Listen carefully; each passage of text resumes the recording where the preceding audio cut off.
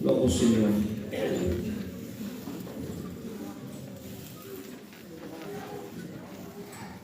On ouvre la parole de Dieu ensemble ce matin dans l'évangile de Matthieu,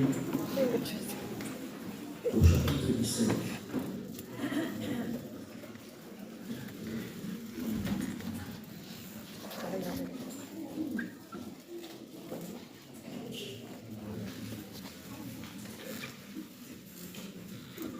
Matthieu chapitre 17.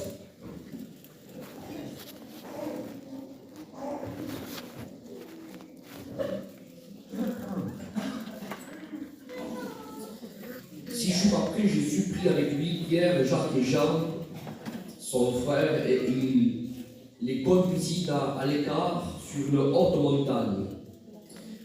Il fut transfiguré devant eux, son visage resplendit comme le soleil, et ses vêtements devinrent blancs comme la lumière.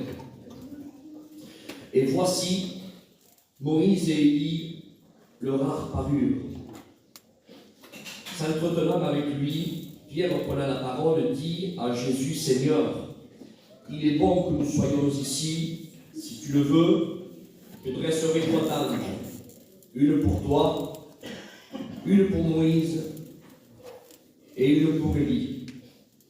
Verset 5. Comme il parlait encore, une nuée lumineuse lui courut, et voici une voix fit entendre de la nuée ces paroles: Celui-ci, mon fils bien-aimé, en qui j'ai mis toute mon affection, écoutez-le.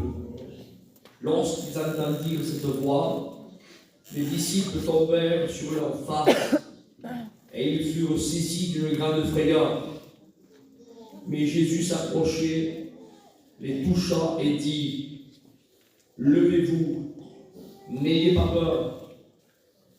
Ils levèrent les yeux, et ils virent que Jésus, seul.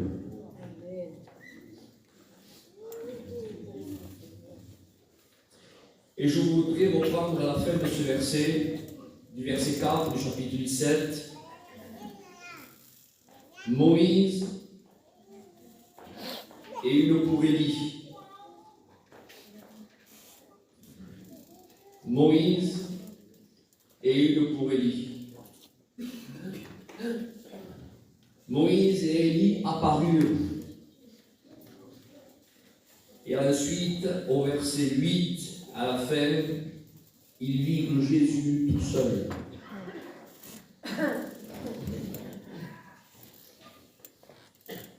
Fermons nos yeux, prions le Seigneur.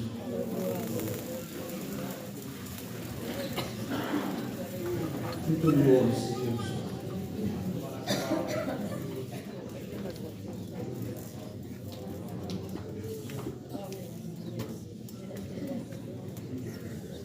Seigneur, je suis là, Seigneur. De louer, Seigneur, pour être, Seigneur. Cet esprit pendant toutes tes mains. J'ai besoin de toi. Père, donne-moi la sagesse du ciel. Que je puisse, Seigneur, être conduit par ton Esprit Saint. C'est ton peuple, Seigneur. Ce n'est pas le mien, c'est le tien. Père, s'il te plaît, Seigneur, fais-nous comprendre, Seigneur, ce qu'on comprend pas. Que nous, Saint-Esprit, nous rappelle, il nous enseigne. Seigneur, au nom glorieux de ton Fils, s'il te plaît, Père. Je vais demander à la plus haute de prier le Seigneur une fois de plus, Seigneur.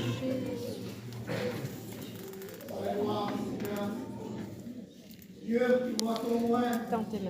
Tu vois qu'on est salué pour Seigneur. Seigneur, c'est toi qui l'as établi, Seigneur. Seigneur, bénis-le maintenant. Que soit ce canal de bénédiction pour transmettre, Seigneur, ce message, cette pensée, Seigneur, que tu as mis dans son cœur. qu'il puisse avoir cette liberté de nous l'apporter. Oui, Seigneur, parce que nous voulons, Seigneur, cette manne qui descend du ciel. Nous voulons que c'est toi qui nous parles, Seigneur. C'est à toi qu'on remet toute la gloire ce matin. Sois béni, Maître, à toi la gloire. Amen. Béni soit Dieu. Béni soit Dieu. Amen. Ce matin, j'ai en face de moi l'Église du Christ. Amen. Celle qui n'a pas été rachetée par de l'or et de l'argent, et par le sang précieux Amen. de son Fils. Elle est là, en face de moi. J'y fais partie aussi. Que Dieu soit loué. Et on a une famille ce matin. Il n'y a pas d'étrangers. Alors je me sens, comme je le disais hier soir, dans toute cette liberté pour s'entretenir en famille. Il n'y a pas de secret, vous savez, en famille. Les secrets, on les conserve quand il y a des étrangers. Ça ne nous intéresse pas que les étrangers apprennent ce qui se passe dans la famille. Mais quand c'est la famille, c'est pas grave. Ça reste à l'intérieur. Et ce matin, la famille de Dieu est là. Et on va parler ce matin. Que Dieu soit loué, à lui soit la gloire. J'ai marqué un titre comme ça sur le haut de ce message. J'ai marqué ceci: nous voulons. Je ne parle pas au singulier, je ne dis pas je veux, mais au pluriel, tous ensemble, parce que je crois de tout mon cœur que ce que je veux, c'est ce que vous voulez. Nous voulons Moïse et Élie. Nous voulons Jésus. Bien sûr que nous voulons Jésus. Seigneur, qu'il n'y ait pas des personnes qui tordent le sens de mes mots. Jésus est le centre. Est-ce que vous comprenez ça? Il est la porte. Sans Christ, il n'a pas été donné à notre nom dans le ciel, sur la terre, sous la terre par lequel nous pouvions être sauvés. En tout cas, parce que je n'ai pas dit nous voulons le Christ. Mais comprenez le message de Dieu ce matin. On sait que Moïse amène l'image de la loi. Et l'image amène de la parole. Pour le peuple juif.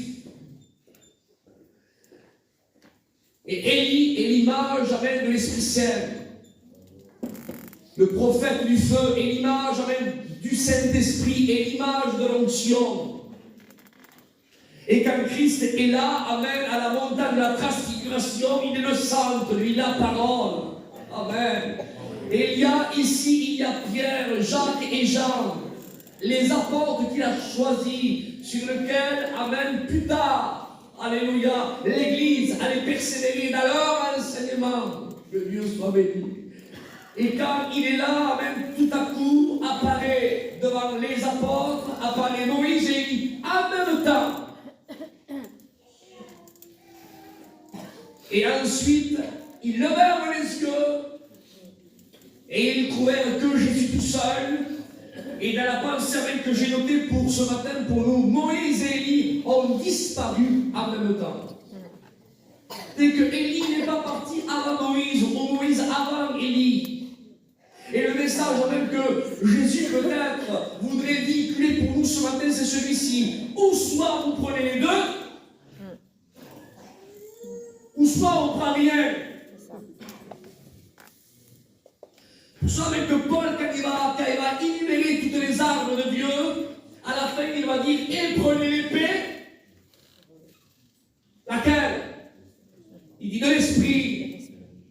Alors on dit: mais ne la prenez pas l'épée sans l'esprit, ne prenez pas Moïse sans Élie. Parce que la parole de Dieu est merveilleuse, mais elle est dangereuse quand on la prend sans Élie. Quand on prend l'épée sans l'esprit, elle tue la vie. Comment est-il possible? La parole de Dieu, la lettre, elle tue.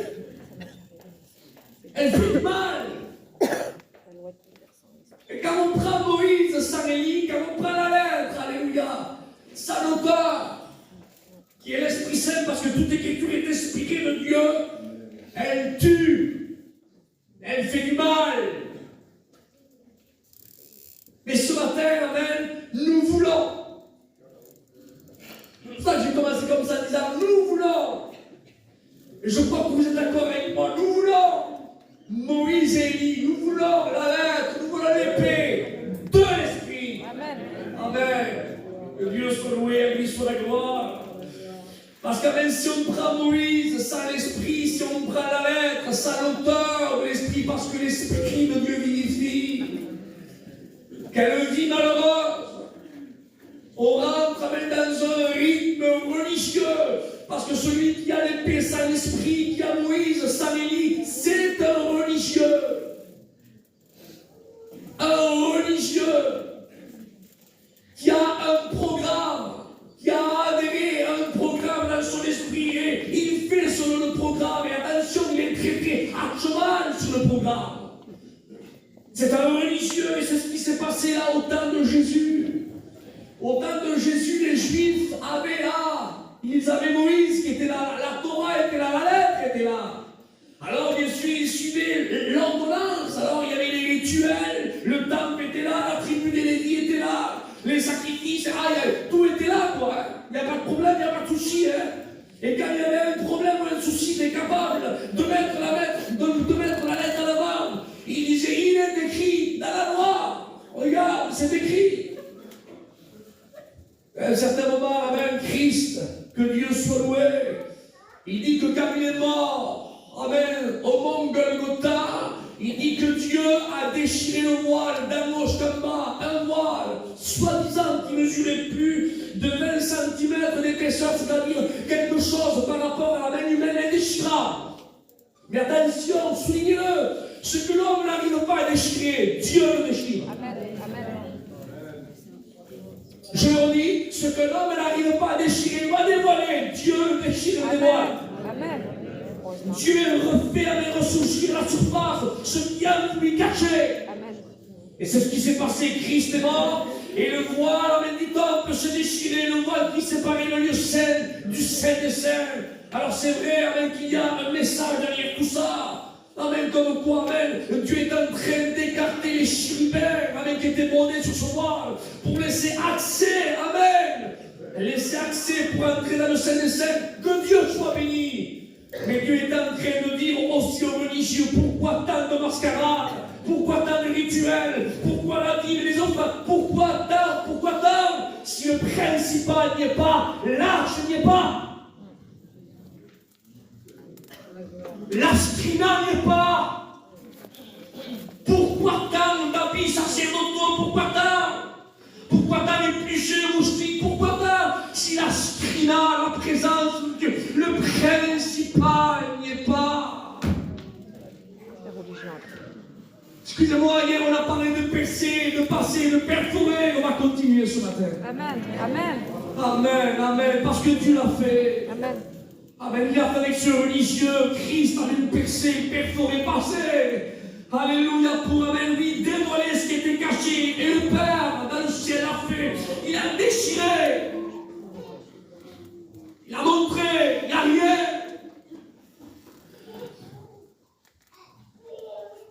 Un jour, j'étais chez moi, je réfléchissais, je disais, Seigneur, mais quand j'entends, Seigneur, le vocabulaire des anciens, quand ils témoignent et que quand ils sont là et que quand ils disent quelques mots, ils sont en train de dire ce qu'ils vivaient autrefois. Et je dis, Seigneur, ce qu'eux vivaient autrefois, mais elles sont où ces réunions remplies de feu?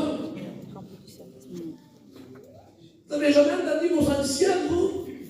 Moi, je les ai entendus de nombreuses fois dire, là-bas, on ne savait rien. Les prédicateurs prêchaient par Timé-Zaché et ils ne savaient pas, ils ne connaissaient pas les 87 doctrines, les 24 heures, ils ne savaient pas tout ça. Ils étaient avec Zaché, Bartimée, la voix pécheresse, Zaché, Bartimée. Mais le feu de Dieu était là, la guérison était là, il y avait l'action de l'Esprit qui était là. Ah, il n'y avait pas de belles bâtisses comme nous avons aujourd'hui. Dieu n'est pas contre ça. Est-ce que vous comprenez ça? Ils étaient là pour un feu, ils ne sentaient pas le Fahrenheit ou le Kelvin, non, ils sentaient le feu.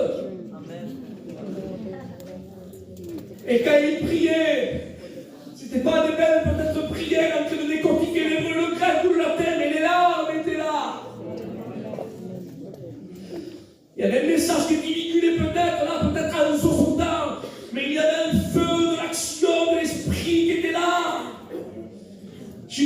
Seigneur, mais pourquoi? Pourtant aujourd'hui, Seigneur, je ne sais pas, tout s'est multiplié.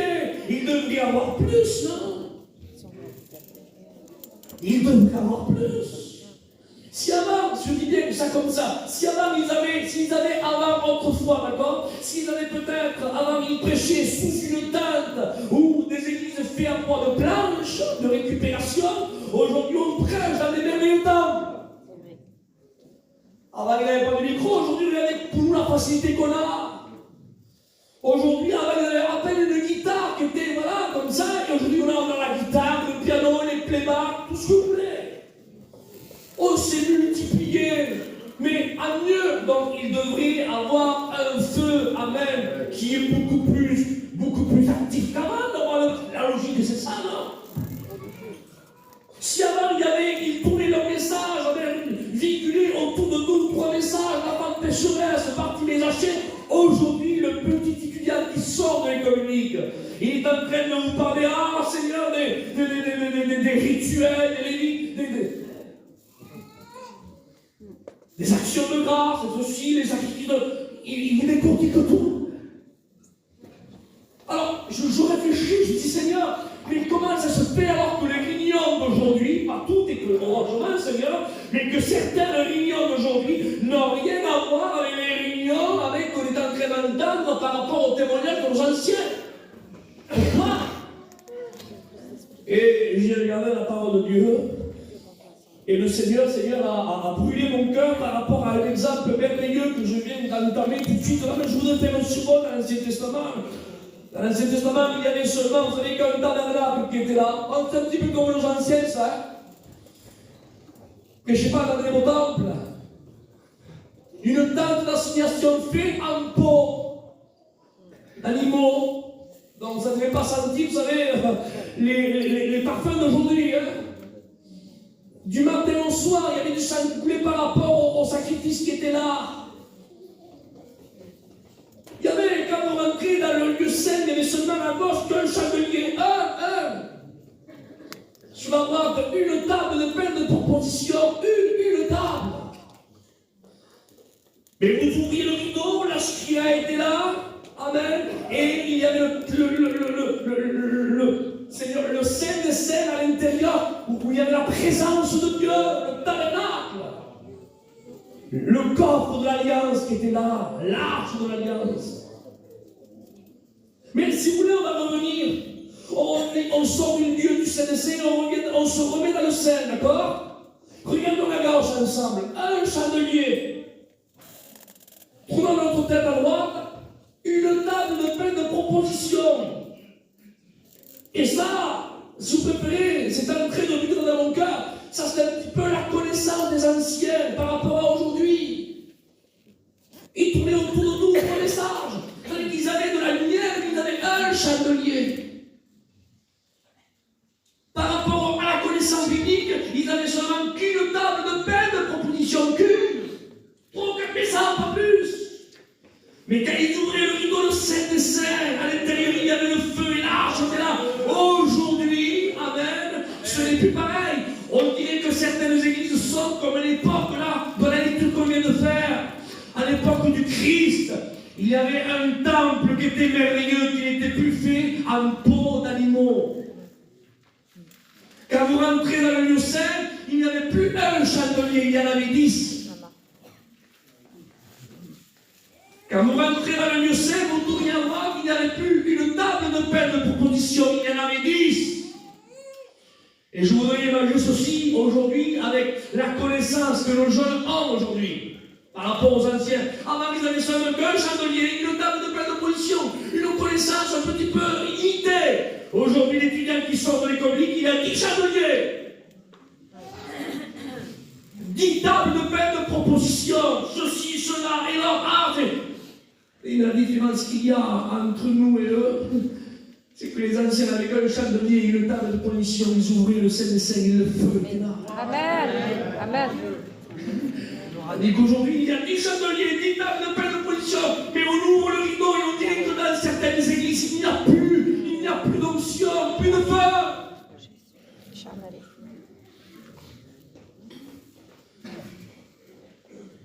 Alors j'ai lancé un pavé, je Alors moi je dis, pourquoi tant de chandeliers, pourquoi tant de belles propositions, pourquoi tant de connaissances, si le feu de Dieu n'est plus là? Si l'onction de Dieu n'est plus là? Isaac, pourquoi tu parles comme ça? Ah Seigneur, laisse-toi percer par la parole ce matin, d'accord? Parce qu'il n'y aura pas vrai, amen, personne avec la parole. Quand on voit quelqu'un que ça ne va pas perce, même que ça va créer peut-être un petit début que c'est pas grave, perce, allez à la misère. Mais Dieu te dit ce matin, au lieu de percer les autres, perce-toi toi. Amen. Et là, Amen. c'est plus difficile. Amen. Alors ce matin, amen, on va se percer tout seul. Amen. Et au lieu de se couler la tête, on va dire, non, mais, non, on va se percer, on va dire, Seigneur, c'est vrai. Amen. C'est vrai, Seigneur. Seigneur, j'ai peut-être une grande connaissance, ceci, mais Seigneur, où sont les larmes? Où est mon intimité? Où est mon onction? Où est l'onction de Dieu? Elle est où? Je vais me laisser percer, je veux me percer ce matin. Amen. Que Dieu soit béni, à lui soit la gloire. À lui soit la gloire. À lui soit la gloire. Mes amis, quand l'onction de Dieu est là, excusez-moi, les anciens confirmeront ce que je vais dire, les réunions ne sont pas les mêmes. Amen. Je le redis, quand l'onction de Dieu est dans une réunion, la réunion n'est pas la même. Amen. Je le dis pour vous les choristes, quand vous chantez ou vous entonnez là avec vos mains, vos estimants, quand vous jouez et que vous êtes remplis de Dieu, C'est pas pareil. le cantique qui sort de vos cordes vocales n'est pas le même. Non, c'est rempli d'esprit. Amen. Je le dis pour moi ce matin, Isaac, quand tu prêches et que tu es rempli de Dieu, le message qui sort de ta bouche n'est pas le même. Amen. Amen. Est-ce que vous comprenez ça? Une réunion, amen, il y a le feu de Dieu qui est là, n'est pas la même réunion que quand il n'y a pas de feu. Et nous voulons que le feu de Dieu soit là. Non?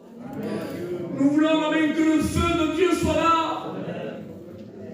Alors ce matin, amen, ne nous déchargeons pas tous sur les responsables. Osons ce matin, pas la famille. Osons, amen, chacun et chacune que nous sommes ici. Osons, amen, aller, amen, dans le bois de la prière et prenons là une petite brindille de bois pour alimenter le feu.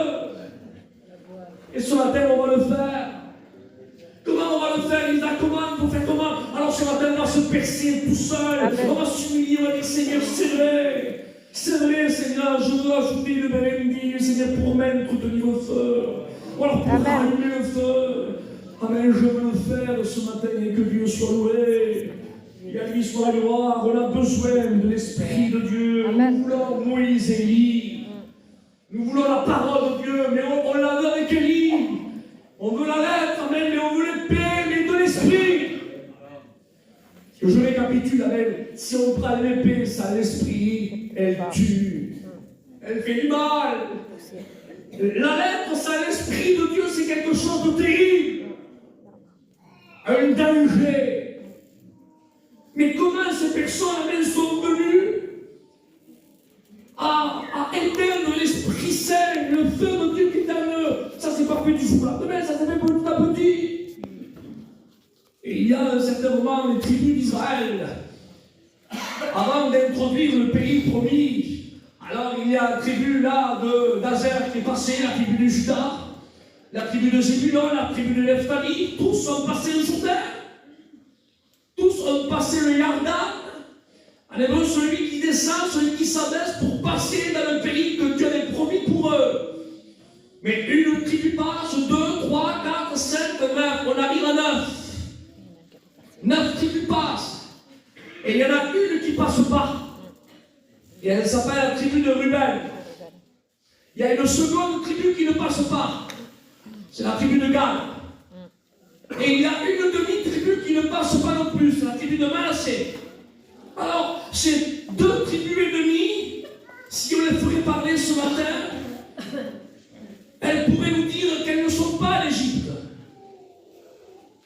Mais elles ne sont pas non plus dans le pays réellement que Dieu avait préparé pour eux. On dirait qu'elles sont à mi-chemin au milieu. Donc elles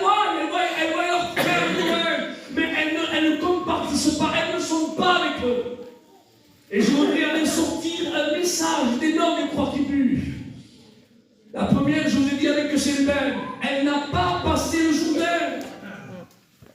Elle était juste à côté. Les 9 ont passé, mais elle aurait pu passer. Non, il y avait seulement que quelques mètres. En fait, elle n'a pas voulu passer. Ruben, et le mot Ruben, elle veut dire voici un fils. Ensuite, il y a la tribu de Gad. Elle aussi n'a pas voulu passer. Et le mot Gad, elle veut dire heureux. Et moi, je dis que quand il y a un fils, on est heureux. Mais après, il y a la demi-tribu de Manassé qui n'a pas voulu passer. Et le mot Manassé, elle veut dire, Manassé veut dire celui qui oublie.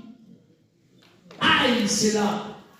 C'est-à-dire que des personnes qui ont laissé le feu de Dieu s'éteindre en eux et qui ne sont pas en Égypte, mais qui ne sont pas non plus dans le territoire que Dieu veut qu'ils soient. Ce sont des personnes qui ont accepté de sortir d'Égypte. Donc il y a eu un Ruben en eux, un fils aîné, ils sont nés de nouveau. Alors après il y a eu un Gad, comme il y a eu un fils qui est né à lui, ils sont nés de nouveau. Il y a eu un Gad, donc ils sont devenus heureux. Mais ça a été une réjouissance de courte durée, parce qu'après il y a eu un Manassé qui est venu à eux. C'est-à-dire qu'ils ont oublié de mettre en pratique ce que Dieu voulait qu'ils mettent. Et alors, ils se sont trouvés à mi-chemin. Ils n'étaient plus en Égypte, mais ils n'étaient pas non plus dans l'endroit là où Dieu les préparait pour eux. Ils étaient là, au milieu. Au milieu. Et ils voyaient leurs frères qui se délectaient du pays promis, parce que c'était juste à quelques mètres. Mais eux ne voulaient pas passer. Et ils étaient bien là. Je suis ni bouillard, ni froid. Je suis là, je suis vieux, je suis tiède. Laissez-moi vous dire que les tièdes, ce n'est pas les païens. Les tièdes, ce sont ceux qui étaient bouillards. Et qu'il y a eu un Manassé, c'est-à-dire qu'ils ont oublié d'avoir une vie de communion, une vie d'intimité, de mettre en pratique la parole de Dieu. Alors, ils ne sont ni en Égypte, ils ne sont pas froids, mais ils ne sont pas non plus dans le pays promis. Là, même là où il y a la bouillanteur, ils sont là au milieu. Alors, ces personnes-là, ils ont seulement de Moïse, mais ils n'ont pas Élie. Parce que s'ils auraient la personne de l'Église, c'est-à-dire s'ils auraient l'Esprit de Dieu avec la loi, alors l'Esprit dit la parole de Dieu, et l'Esprit vous conduira dans toute la vérité. Amen. Amen. Mais eux n'étaient pas conduits, amen, dans toute la vérité. Donc, ce sont des personnes qui manquaient le cœur des Écritures. Ils avaient la Torah, ils avaient la loi. Ce qu'on se dirait comme des chrétiens, si vous préférez dire ça comme ça d'aujourd'hui, parce qu'il y en a. Et ces personnes-là sont devenues dangereuses, mon frère. Très, très dangereux. Ils sont plus dangereux, ces personnes-là, que les Égyptiens pour le peuple de Dieu. C'est vrai. Parce qu'ils mélangent tout. On va percer ce matin. Amen.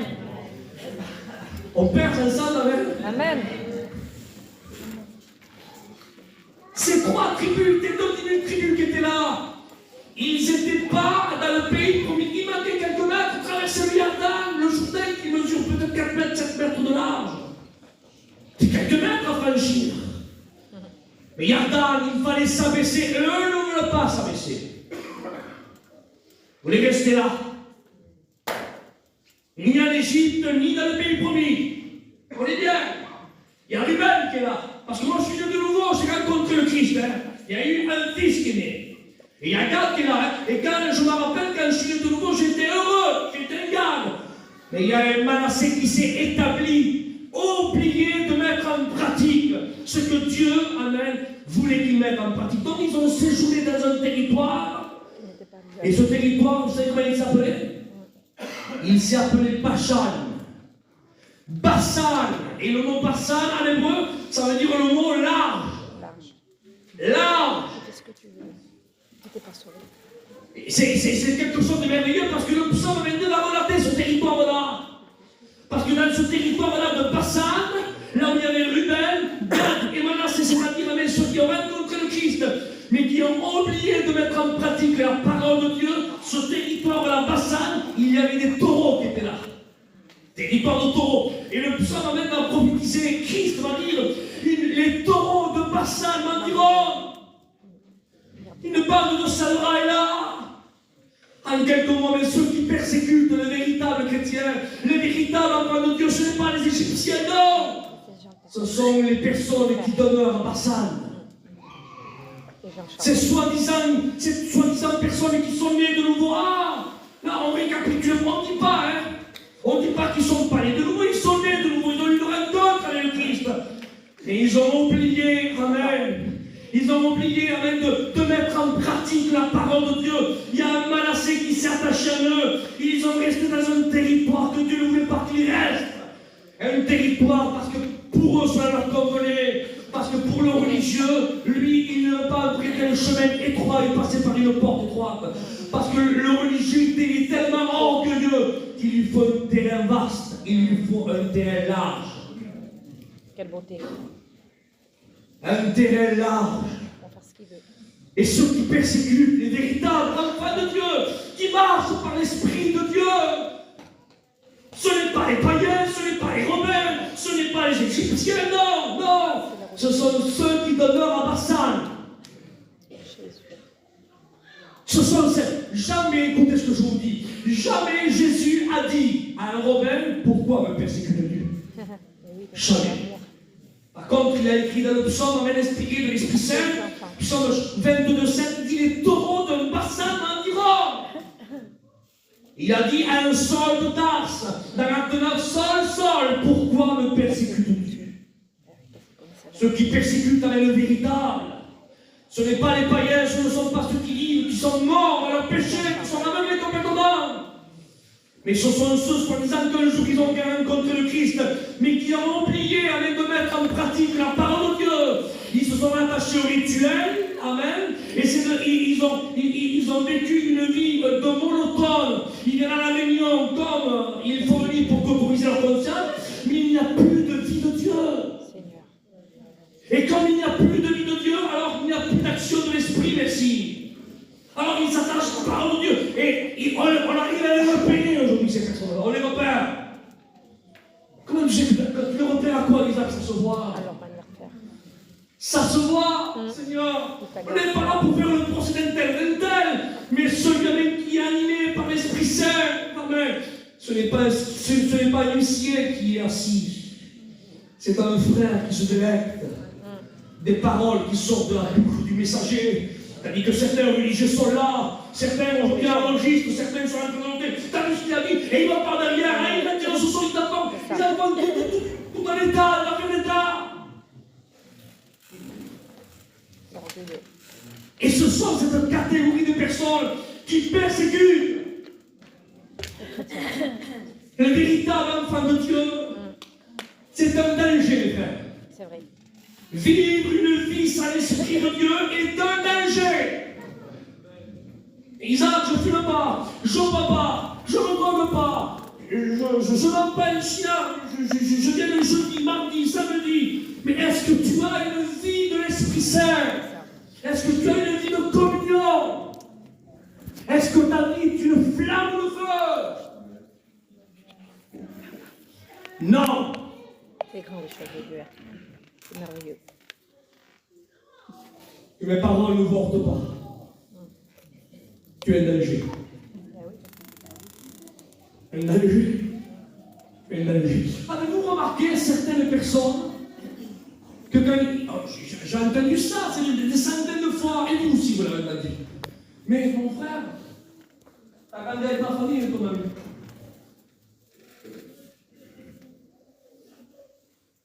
Des personnes autrefois qui étaient païens, qui se chamaient jamais. Il n'y avait pas de fils entre eux. Ils ne se bagarraient pas pour prendre les premiers mots parce qu'ils arrivaient à l'endroit. Ils ne faisaient pas là tout le château pour un petit jet qui s'est brisé. Ils étaient là, et pourtant c'était des non-croyants, des païens. Aucun fils, rien. Les mêmes personnes se sont converties. Ah, et disons-le, papy. Ces mêmes personnes sont devenues serviteurs de Dieu.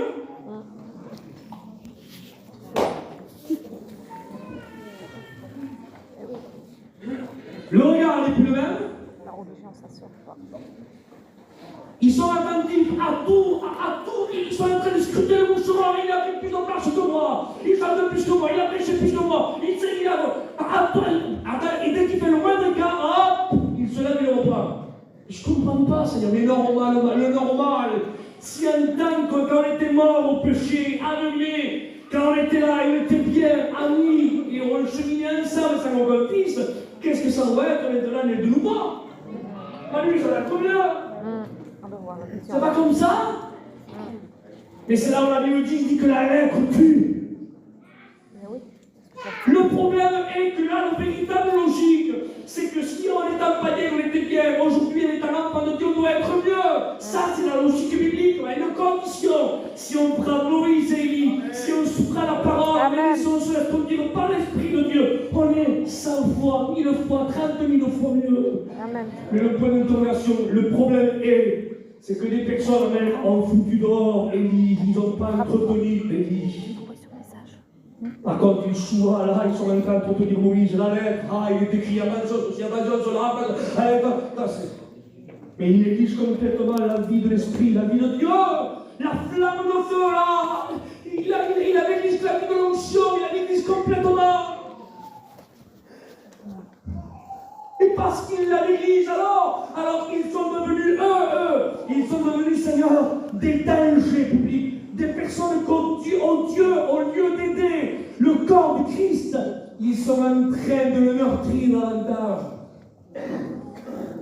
Parce qu'ils sont capables, au lieu d'aller visiter, parce que quand quelqu'un a Moïse et Élie qui est rempli de Dieu, il va visiter les pécheurs pour leur parler de Jésus, leur montrer leur péché pour les gagner. Mais les personnes même qui l'ont pu, Élie, vous les reconnaîtrez, au lieu d'aller voir les païens, ils vont visiter les chrétiens pour parler d'un tel. Oui, peut-être c'est comme ça, mon frère. Alors il lui dit, t'as vu une telle? T'as vu ce qu'ils ont fait? C'est pas bon, ça. Moi, il n'est jamais fait. Ils sont toujours en train de critiquer. Ils trouvent toujours le talent d'Achille un tel ou un tel. Au nom du Seigneur, s'il y a une personne qui rentre chez toi et il est en train avec de te déballer faire un procès de tes frères, dis-lui, attends, on va prier. Parce que je suis en train de voir là, une fois que tu as sur le nom de Moïse. Amen. Mais non, si, ton ami, on va prier le Seigneur, parce que si tu aurais Élie, ton vocabulaire ne serait pas le même. Amen. On a besoin d'avoir Moïse et Élie. Ils ont apparu ensemble. Et ils ont disparu ensemble. Écoute, si tu ne prends pas Élie, ne prends pas Moïse, tu seras moins dangereux pour les autres. Et c'est ce qui s'est passé, je continue, vous me permettez? Amen. Regardez David, exemple merveilleux. Quand David, lui, il était l'homme qui avait la parole et qui avait cette onction qui était sur lui. C'était un sujet de bénédiction. Un sujet lui qui terrassait les géants. Un sujet qui ne s'accrochait pas aux détails charnels des personnes qui sont sur le ventre de Moïse, Samuel, qui ont que la loi mais sans onction, parce qu'il y en a des Eliab qui sont en train de dire aux hommes de Dieu qui sont remplis de Dieu, à qui as-tu laissé le peu de brebis? Je connais ton orgueil, ta manie, je sais qui tu es. Mais quand tu es loin de Dieu, ça glisse sur toi. C'est ce qui s'est passé avec David, ça glisse. Ça n'a pas intérêt sur lui.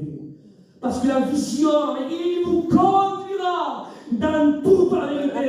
Et David savait, comme il était rempli de Dieu, il savait que son véritable adversaire n'était pas Eliab. Son véritable adversaire, c'était celui-là, l'incirconcis qui ose défier l'armée du Dieu. Il n'avait pas de temps à perdre avec les charnels. Il s'est esquivé. Le véritable homme de Dieu, les femmes de Dieu, je ne parle pas de celui qui vit comme une ermite là-bas sur la cime de la montagne, mais les hommes de Dieu qui ont une vie de Dieu ne perdent pas de temps avec les Eliab, parce qu'ils savent que leur véritable adversaire n'est pas eux. Il y a l'incirconcis qui est dehors et qui terrasse, qui fait du mal à ton fils, à ta fille, qui divise le foyer de tes enfants, qui fait mal à ton père, à ta mère, parce qu'ils ne sont pas avec Dieu, ils sont entre ses mains. Et toi, comme tu es une femme ou un homme de Dieu, tu ne perds pas ton temps à discuter avec les Eliab, non. Mais tu préfères plier les genoux et combattre le véritable adversaire qui est dehors. À Dieu soit la gloire, à Dieu soit la gloire. Oui.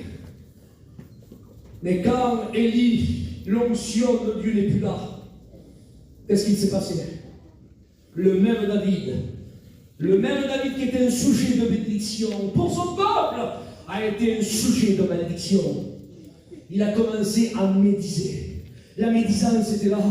Il est devenu là quelqu'un qui a péché dans son esprit avec ce regard. Il a commencé là à cogiter. Comment je pourrais faire pour faire ceci, pour faire cela? Et vous connaissez son péché, il a péché. Et après, quand il y avait un homme qui était là, un soldat avec un cœur pur, théorie. Il y avait la médisance du roi David. Que fais-tu ici? Il savait qu'il avait fauté, vous savez, quelques jours avant. Et ceux qui étaient faits en secret, ils savaient que tôt ou tard. Excusez-moi, je vous prie de m'excuser, on n'est pas péchitant, catalan, je vous prie de m'excuser. Mais ce qui est caché, on le cache en temps. 10 jours, 15 jours, 20 jours, 1 mois, 2 mois, 3 mois, 4 mois. Ce qui est caché tôt ou tard sort. Et David savait. Il savait que sa porte allait sortir tôt ou tard. Donc, qu'est-ce qu'il fait? Il use de la médisance. Il dit à son soldat, va chez toi. Va. Comme ça, quand ça sortira, mon nom ne figurera pas. Mais l'homme qui avait un cœur bon et honnête, au lieu de rentrer chez lui, amen, Dieu l'a permis. Il a dormi toute la nuit devant la porte du roi.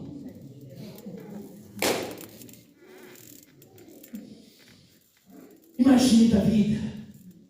Comment tu pourrais faire pour cacher ce péché? Comment il le tue? Et c'est ce qui se passe. Mais comment est-il possible que l'homme selon le cœur de Dieu peut faire de tant de dégâts? Pourquoi?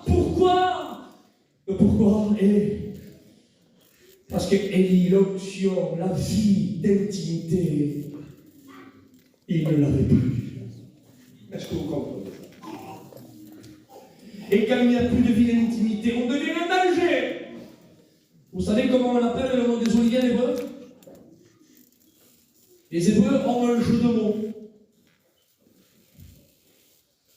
Il appelle d'un certain nom, je ne vais pas le dire pour ne pas l'écorcher, je vous donne directement la signification. Et il regarde le monde des Oliviers, il dit, ça c'est la montagne de l'onction. Et la même montagne, il appelle la montagne de la destruction. La même montagne.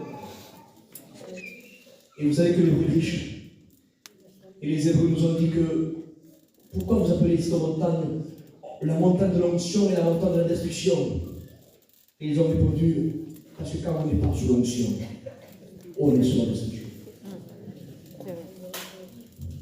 C'est un danger, un homme qui n'est pas, une femme qui n'est pas sous l'onction de Dieu. C'est un danger.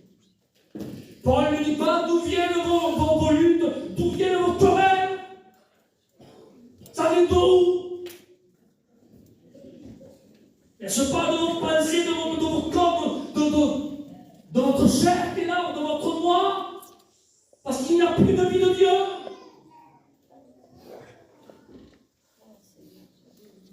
Et c'est ce qu'était David.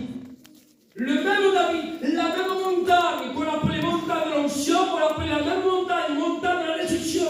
Et c'est ce qu'était David. Le même David, quand il était sous l'onction, avait terrassé Goliath, et le même David a tué Uri le Hittite. Le même David. Le même David, il y a des mêmes David qui ont élevé des hommes de Dieu qui sont coupés en quatre pour que l'homme de Dieu s'avance, et le même David qui ont tout fait pour que l'homme avance. Maintenant, ce sont les mêmes David qui sont en train de diviser. De rompre, de mettre une mauvaise atmosphère. Parce qu'ils se sont rendus compte. Parce que quand il n'y a plus de vie de Dieu, on est aveuglé par notre propre raisonnement et notre propre vision.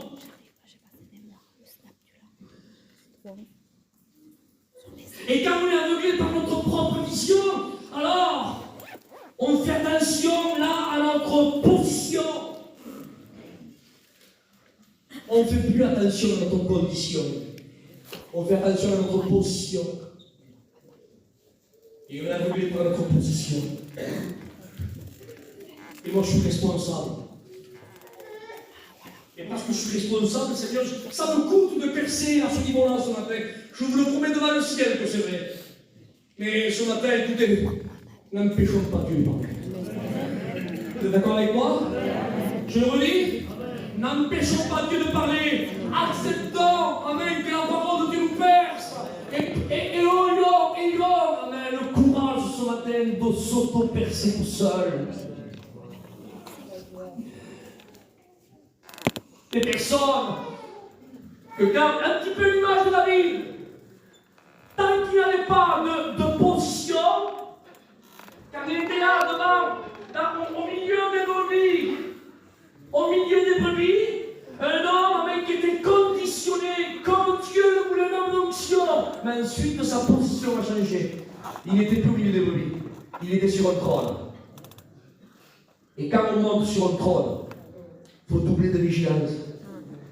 Et si on prie au milieu de brebis, un temps, quand on monte sur un trône, il faut toujours doubler.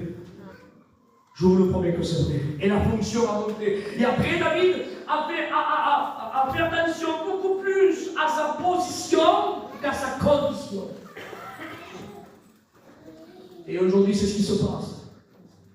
Il y a des tueries qui se font dans certains lieux. Parce qu'il y a des personnes qui défendent plus. Je le dis. Amen. Amen. Marc, il est assez large, je peux m'abaisser au corps. Amen. Des personnes qui défendent beaucoup plus leur position que leur condition.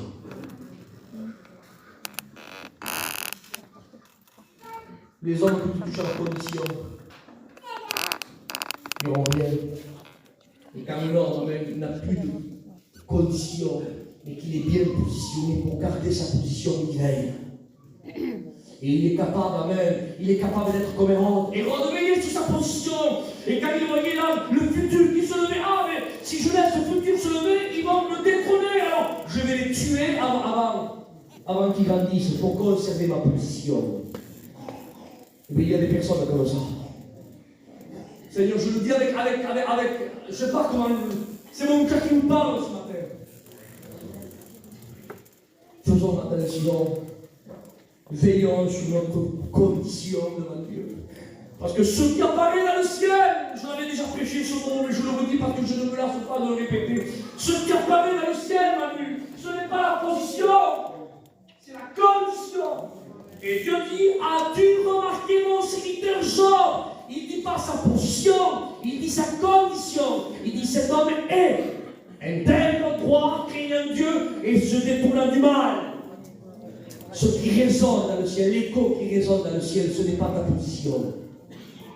Responsable d'un tel, tu as 7000 brebis, 3200 mots, 500 paires de bœufs, 500 années, 7 garçons de croix, c'est pas ta possibilité de hurler. Ah, c'est vrai, le ciel va éliminer, mais ça rentre en deuxième position, ça. C'est secondaire. La première chose avec l'écho qui résonne dans le ciel, ce que le ciel retient de Job, c'est pas sa position, c'est sa condition. Intègre, droit, craignant Dieu, se détournant du mal, Seigneur. Et moi, je te pose une question ce matin. Église de Jésus-Christ, qui que tu sois, je ne te demande pas comment va ta position. Parce que peut-être elle va bien.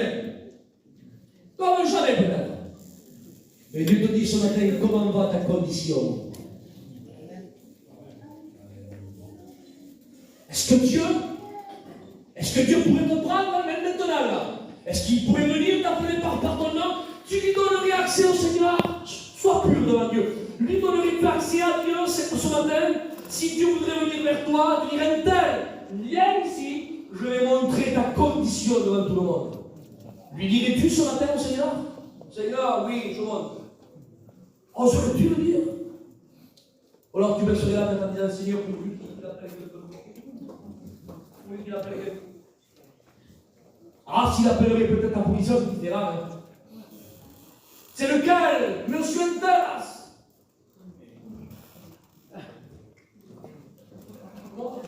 C'est moi.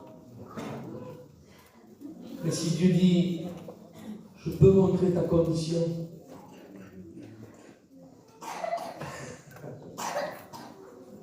Que Dieu soit béni ce matin.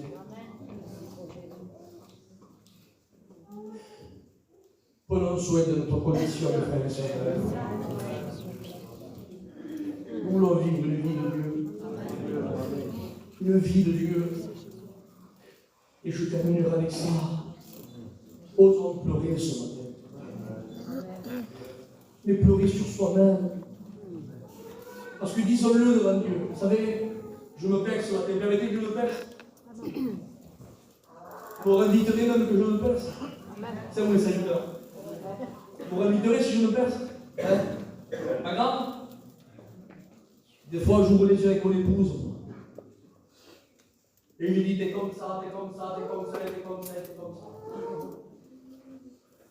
Je me perds sur la tête. Et quand je me mets devant Dieu, parce que des fois ça m'arrive, le Seigneur me reprend. Et il me dit, pourquoi tu me dis, c'est toi le chef. C'est toi qui vas conduire. C'est toi qui dois diriger. C'est toi l'exemple, ceux qui doivent décalquer. C'est toi. Tu remarquais ceci, cela? Alors pourquoi tu dis? Et je dis, Seigneur,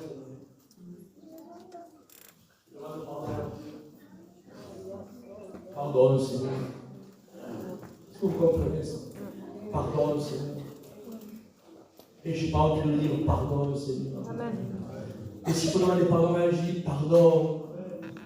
Disons-le, que la vérité soit au fond du cœur. Amen. Osons dire pardon ce matin. Mais tu devrais, tu le sens comme ça, tu devrais être, parce que ça va arriver mon mari. Tu devrais faire comme ça, tu fais jamais ça et ça. Et ta couche, il a, c'est d'en dire que c'est un boomerang, vous savez. Mais quand un boomerang, ça revient toujours, tu l'as, comme ça, et ça revient, il dit que la parole de Dieu le répercute, mais toi, Seigneur, c'est vrai, Seigneur. Est-ce que vous comprenez ça? Ce matin, soyons purs devant Dieu. Ayons un cœur sincère et vrai. Alors ce matin, ne pleurons pas sur les autres, pleurons sur nous. Amen. Si nous ressentons plus, amen, l'onction de Dieu, la vie de Dieu, alors pleurons. Pleurons. J'avais dit ça récemment, et je le redis ce matin ici, tant pis. Moi je suis gitan espagnol et gitan catalan. Et si je sais qu'un petit peu mélangé, vous me comprendrez. Chez nous, on porte le deuil. Quand nous, on perd quelqu'un, nos anciens portent le deuil. Mais le deuil, pour nous, le deuil, c'est significatif. Et le fait de porter du noir, ça veut dire que j'ai mon cœur qui est triste. Et quand je vais quelque part, s'il vous plaît, éteignez la musique, parce que je n'ai pas envie d'écouter ça. Je n'ai pas le cœur à entendre ça. L'habit de couleur noire, le deuil a un langage à vouloir dire aux autres, je suis en tristesse, j'ai perdu quelqu'un de cher. Voilà ce que ça veut dire avec le mot. Mais moi je dis aujourd'hui, je spiritualise, d'accord? Il y a des personnes qui portent du deuil. Parce qu'ils ne ressentent plus la vie de l'esprit. Ils ont perdu quelqu'un de cher. Ressentent plus la vie. Et au lieu de pleurer un petit peu comme a fait un petit peu Dieu à Ézéchiel, je vais prendre par une mort soudaine celle qui fait le délice de tes yeux, mais une condition, hein. Il dit, tu ne pleureras pas. Ne t'endeuilleras pas. Je vais prendre ta femme. Et Ézéchiel, c'est un petit peu ce qu'il va faire. Alors, Dieu lui prend sa femme, et Ézéchiel, il ne fallait pas qu'il pleure. Il ne fallait pas qu'il se la meure. Il fallait qu'il mette ses plus bons habits, aucun deuil, rien. Et il passait devant le peuple comme si rien ne se passait. Et pourtant son épouse était décédée. Et Dieu dit, celle qui fait le délice de tes yeux. Donc Ézéchiel avait envie de pleurer. Ézéchiel avait envie de se mettre du deuil. Ézéchiel avait envie de se lamenter. Mais Dieu lui a dit, tu ne te pleureras pas. Au contraire, tu mettras ton plus beau turban. Tu te parfumeras la tête, tu feras comme si rien ne se passerait. Et à travers ceci, je parlerai à mon peuple. Et Ézéchiel, c'est ce qui se passe. Il y a à un certain moment le langage qui est spirituel, le sort de la puissance à l'hébreu, le secret du message pour le peuple était celui-ci. Comment est-il possible que Dieu est parti du milieu de vous? Avec celui qui faisait soi-disant le délice de vos yeux, celui qui vous a libéré de l'esclavage, celui qui vous a nourri, celui qui vous a protégé, celui qui vous a protégé dans le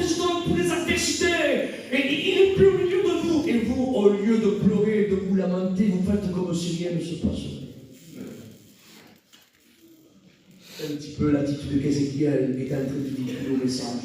Mais moi je dis aujourd'hui, il y a des personnes comme ça. Au lieu de pleurer, de se lamenter, ils font comme si rien ne se passait. Ne sente plus la vie de Dieu. Et moi je dis ce matin qu'il serait bon de pleurer, de rentrer à nous-mêmes, de dire Seigneur, Seigneur. Alors je prends un langage comme ça, d'accord, tu peux rabonner. Où es-tu, Seigneur? Je veux te ressentir, mon Seigneur. Je me rappelle avant, Seigneur, il y a 8 ans, 5 ans, 10 ans, cette intimité que j'avais avec toi, Seigneur. Quand je lisais ta parole, Seigneur, et on dit que la parole, elle sortait comme un 3D. Et on regardait les textes, comme on regardait, on compte, Seigneur, je veux te ressentir comme Seigneur, où tu es ici. Que tu es. Alors comprenez mon langage, là dans notre cœur, Seigneur, ne me faites pas penser par rapport à ça, ne m'amenez pas dans le conseil, je vais utiliser ça pour des chrétiens dans notre cœur. Comprenez le langage ce matin. Je parle de la vie de Dieu. La vie de l'onction, la sensibilité avant la voix de l'esprit. Ah là, ce niveau-là, est-ce que vous comprenez? C'est bon de pleurer sur nous-mêmes ce matin. Parce que s'il n'y a pas d'onction, écoutez ce que je dis, prenez-le comme vous voulez, s'il n'y a pas d'onction, il n'y a pas de victoire. S'il n'y a pas d'onction, frères et sœurs, non, comment on fera? Il dit l'esprit du Seigneur l'Éternel est sur moi, la parole. Il dit car l'Éternel m'a ouvert. Il dit pourquoi faire? Pour rendre la vie aux aveugles, pour proclamer une année de grâce, pour rendre nos captifs la liberté. Mais c'est la parole, oui, mais je suis la parole. Mais l'Esprit du Seigneur l'Éternel est sur moi car il m'a ouvert. On a besoin, amen, d'avoir Moïse, et on a besoin d'avoir Élie. On a besoin d'avoir cette onction, le feu de Dieu. C'est le feu de Dieu qui attirera. Rappelez-vous, Jean-Baptiste, les synagogues se vidaient, le désert se remplissait. Il était la lampe de Dieu. Pourquoi il ne faisait aucun miracle, mais le feu attire. Quand il y a un homme, une femme de Dieu qui passe quelque part, excusez-moi, je vais des mots, quand il y a une femme qui est remplie de Dieu, quand elle passe quelque part, elle laisse une empreinte. Prenez vos enfants, vous, imbibez l'huile et l'huile, et laissez-le marcher. Vous le retrouverez aux traces. C'est ça, quand il passe quelque part, il laisse des traces. Il y a une telle qui est venue ici. Il y a la femme qui est venue, elle a bu le café. Elle laisse des traces. Alors ce matin, je vous raconte cette histoire et on prie le Seigneur. Il y avait ce jour qui était là dans le chapitre 13 du verset 14 à 20 du deuxième livre des rois. Un homme qui était là, qui s'appelait Joab, qui était roi d'Israël. Et tant qu'il n'y avait pas de combat à faire, donc, il négligeait Élisée. Et l'image de l'onction, hein. Il le négligeait. Mais quand le problème est venu frapper le pays, Joab a su qui allait chercher. Alors laissez-moi vous dire quelque chose, d'accord? Tant qu'il n'y a pas de problème, mais quand il y a un problème, on ne trompe personne aujourd'hui, les chrétiens et les chrétiennes. Prenez-le, Seigneur, bon sens ce matin. Ils savent à qui téléphoner, qui appeler. Pourquoi tu n'appelles pas tel serviteur là-bas? Pourquoi tu auras un tel? Ils n'en diront pas plus. Mais ils savent vers où se diriger parce que le feu attire. Amen. Amen. Et c'est ce qui s'est passé. Joab est descendu à un bon point, ça. Ce que Ruben, Gad et Manassé n'ont pas voulu faire, ils n'ont pas voulu descendre au Yardan. Ils n'ont pas voulu s'abaisser, donc ils ont voulu. Et quand on ne s'abaisse pas, on est dans un territoire large. Tandis que pour avoir la victoire, Joab, lui, qu'est-ce qu'il a fait? Il est descendu. Et quand il est descendu, amen, il est allé trouver Élisée. Parce que pour trouver Élisée ce matin, il faut descendre. De son piédestal, de son raisonnement, de son orgueil. Il faut descendre pour demander pardon. Amen. Et c'est ce qui s'est passé. Et quand il est descendu, attention, hein, il ne s'est pas adressé n'importe comment, il a manié Élisée. Je suis le roi, moi. J'ai un problème, alors bénis-moi, fais quelque chose. Non, il n'a pas dit ça. Élisée était mourant. Il n'était pas mort encore, il était mourant. Moi, je vous dis peut-être que l'onction de la vie de Dieu, elle n'est pas morte à toi. Mais elle est sur le point de quitter. Un petit peu, vous savez, comme la vision qu'avait Ézéchiel. Il a vu la Shekhina même passer par le sein, et même par les parties, et quitter le temple. Cette vision-là qui n'est pas normale. La Shekhina doit rester dans le Saint des Saints, dans le temple, mais Ézéchiel a vu la vision que le Saint des Saints avait été rempli de la nuée a quitté les lieux de là où il devait résider. Et peut-être, amen, si l'Élysée qui est en toi est sur le point de mourir, mais tu peux le récupérer ce matin. Élisée est là, et Joab est allé vers Élisée, et il lui a dit, mon père! C'est écrit comme ça, hein? Il dit, mon père, Charles avec sa cavalerie! Il pleura sur Élisée! Il pleura, mon père, il pleura. Et le roi qui pleure, ça fait jamais vu ça. Non mais le roi il sait lui, que le besoin, le secours, amen, c'est lui qui peut me le donner. Amen, alors il va aller lui, mon père, Charles avec sa cavalerie. Allez, je le dis, Seigneur, notre Dieu n'est pas incuré. Notre Dieu, amen, les dieux de la deuxième classe, même que tu les négliges. Il y a certaines personnes qui disent que tu les froisses. On va bûcher d'eux. Dès que tu n'as pas fait attention, c'est fini. Hein? Le joueur va négliger Élisée. Et maintenant, quand tu as le problème, comme le secours, tu viens de me demander, Madeleine, tu as reculé le Seigneur. Et Élisée se lève. Il aurait pu lui faire un procès. Hein? Pourquoi tu as fait ceci? Non. L'homme de Dieu ne fait pas de procès. L'homme de Dieu est là pour aider. Il est là pour encourager.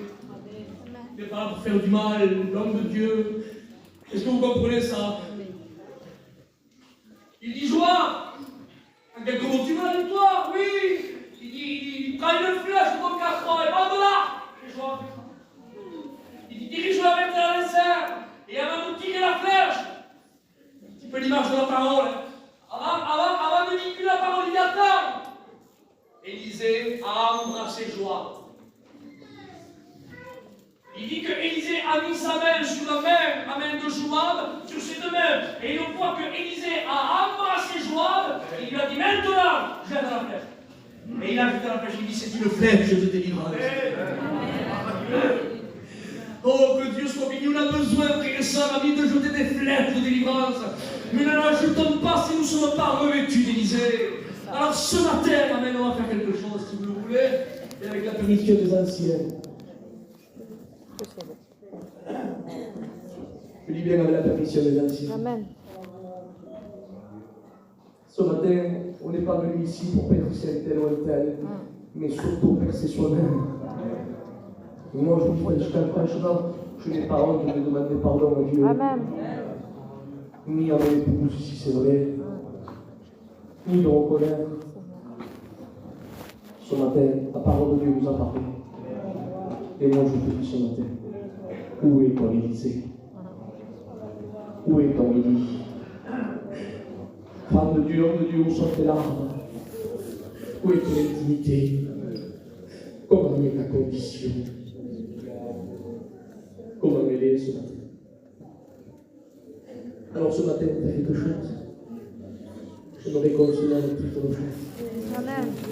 Le jour où qui est au fond du temps, Dieu, je t'ai dit que tu aimes. Et qui vient avec le petit.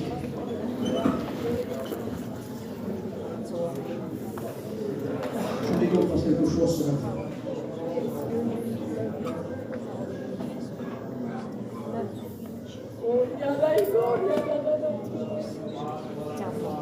Descendons ce matin. Descendons et pleurons. Comme le roi Joab a fait à Élisée. Il a pleuré.